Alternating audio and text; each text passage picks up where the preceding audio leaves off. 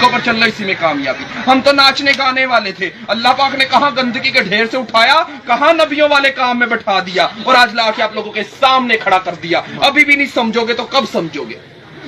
ابھی بھی نہیں سمجھو گے تو کب سمجھو گے؟ اللہ تو گرے پڑوں کو اٹھا اٹھا کے آپ کے سامنے کھڑا کر کر دکھا رہا ہے. اللہ کہے گا میرے بھائیوں, میں نے علماء بھیجے, مفتی بھیجے, قاری بھیجے, دین کے دائی بھیجے, حتیٰ کہ ناچنے گانے والوں کو بھی ہدایت دے کے آپ کے سامنے کھڑا کر دیا تھا, اور وہ بھی یہی کہہ رہے تھے لوگوں اللہ کی طرف آ جاؤ. وہاں کوئی عذر چلنے والا نہیں, اللہ دنیا میں سارے عذر پورے کیے جا رہا ہے. تو میرے بھائیوں کب تک غفلت میں سوتے رہو گے؟ آخر ایک دن بیدار ہو جاؤ گے. اس سے پہلے کہ دنیا کی گرفت ہم پر مضبوط ہو جائے, خود کو اس کی قید سے چھڑا لو. اللہ کی توفیق اور سعادت مندی کی بات سمجھو, اللہ کا فضل اور کرم سمجھو کہ اللہ پاک نے پاکستان ملک کو انبیاء والا کام دیا, نبیوں والا کام دیا. نبی کریم صلی اللہ علیہ وسلم کے دین کا پرچم پوری دنیا میں لہرا دو. اگر ہم جیسے ناچنے گانے والے اس کام کو مقصد بنا کر سکتے ہیں تو آپ لوگوں کے لیے کوئی مشکل نہیں ہے.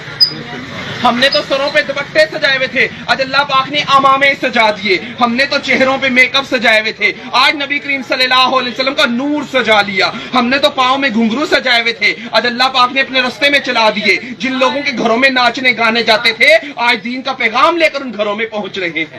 یہ ہے لا الہ الا اللہ. اللہ سے ہوتا ہے, اللہ کے غیر سے کچھ نہیں ہوتا. اگر ہم جیسے ناچنے گانے والے اس دین کے کام کو مقصد بنا کر سکتے ہیں کہ پورا کا پورا دین اللہ کا ہو کر رہ جائے, آپ لوگوں کے لیے کوئی مشکل نہیں ہے. کہ ہے کوئی مشکل آپ لوگوں کے لیے؟ پیسہ تو ہمارے تلووں کے نیچے تھا, اس پہ ہم ناچا کرتے تھے. اگر پیسوں میں کامیابی ہوتی, اگر مالوں میں کامیابی ہوتی, فرعون, حمان, شداد, قارون, نمرود کامیاب ہو جاتا. کامیابی ہے تو اللہ کے دین میں کامیابی ہے. سب سے بڑا حکم اللہ پاک کا نماز کا ہے. اگر نماز کے دوران خانہ کعبہ کا, بیت اللہ کا طواف رک سکتا ہے تو ہمارے کاروبار کیوں نہیں رک سکتے؟ ہماری باتیں کیوں نہیں رک سکتی؟ ہماری مجلسیں کیوں نہیں رک سکتی؟ ہمیں بھی چاہیے جب اللہ کے گھر کا بلاوا آ جائے ہم سب اللہ کے گھروں کی طرف روانہ ہو جائے.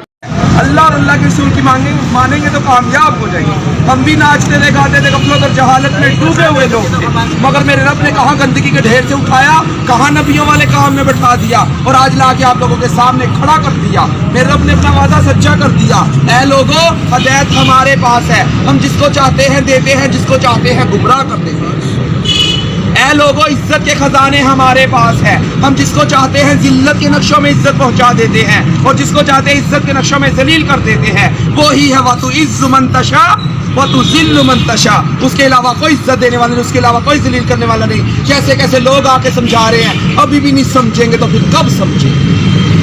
اللہ تو ناچنے گانے والوں کو بھیج رہا ہے. اللہ کہے گا میں نے علماء بھیجے, مفتی بھیجے, قاری بھیجے, دین کے دائی بھیجے, حتیٰ کہ ناچنے گانے والوں کو بھی ہدایت دے کے آپ کے سامنے کھڑا کر دیا تھا, اور وہ بھی یہی کہہ رہے تھے اے لوگوں اللہ کے حکموں کو مان لو, نبی کے طریقوں پر چل لو, اسی میں کامیابی ہے. تو میرے بھائیوں, دین کی بنیاد ہے کلمہ. ہم سب نے کلمہ پڑھا ہے, لا الہ الا اللہ محمد الرسول اللہ. اس کا مطلب ہے کہ اللہ کے سوا کوئی معبود نہیں, حضرت محمد صلی اللہ علیہ وسلم اللہ کے رسول ہے. وہ معبود برحق جس کی ہم عبادت کرتے ہیں وہ اللہ ہے, جس کے آگے ہم سجدہ کرتے ہیں وہ اللہ ہے, جس نے ہمیں ماں کے پیٹ میں رزق دیا وہ اللہ ہے, جس نے ہمیں دنیا میں بھیجا ہے وہ اللہ ہے, جو ہمیں دنیا میں رزق دے رہا ہے وہ اللہ ہے, جس کی طرف ہم نے لوٹ کر جانا ہے وہ اللہ ہے, جو پہاڑوں کا نظام چلا رہا ہے وہ اللہ ہے, جو سمندروں کا نظام چلا رہا ہے وہ اللہ ہے, جو تخت الزرا سے لے کر عرش معلیٰ کا نظام چلا رہا ہے وہ ایک اللہ تعالیٰ ہی کی ذات ہے.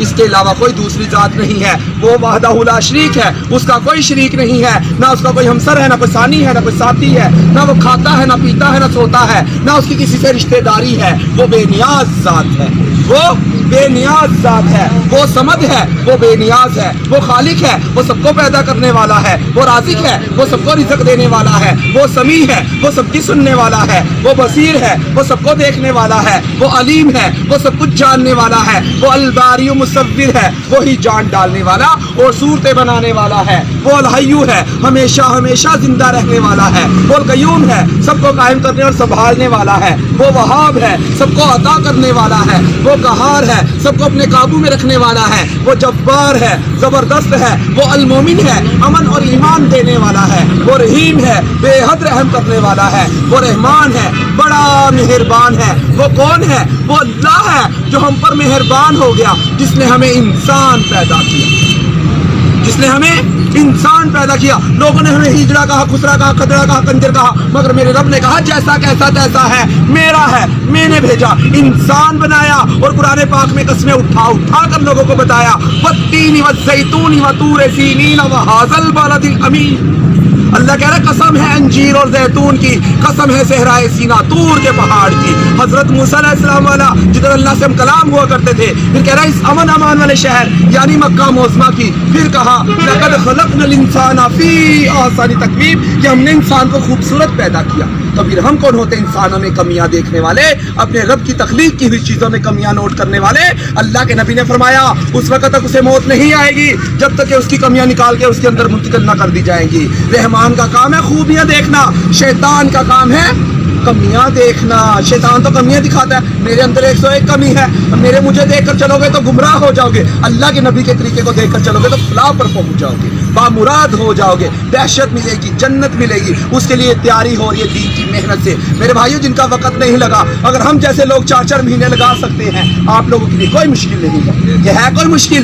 اگر آپ لوگ نہیں کام کرو گے پھر اللہ ہم جیسے کو ہدایت دے کہ ہم سے دین کا کام لے رہا ہے. اللہ تو کسی کا محتاج نہیں ہے، ہم سب اللہ کے محتاج ہیں. قرآن پاک میں پڑھ رہے ہیں نا، الم تر کیف فعل ربک باصحاب الفیل، کیا تمہیں معلوم نہیں، کیا تم جانتے نہیں تمہارے رب نے صحاب فیل کے ساتھ، ہاتھیوں کے لشکر کے ساتھ، ابراہ کے لشکر کے ساتھ کیا معاملہ کیا؟ پرندوں کے ذریعے، ابابیل کے ذریعے ہلاک کیا اور بیت اللہ شریف کی حفاظت فرما کر دکھائی.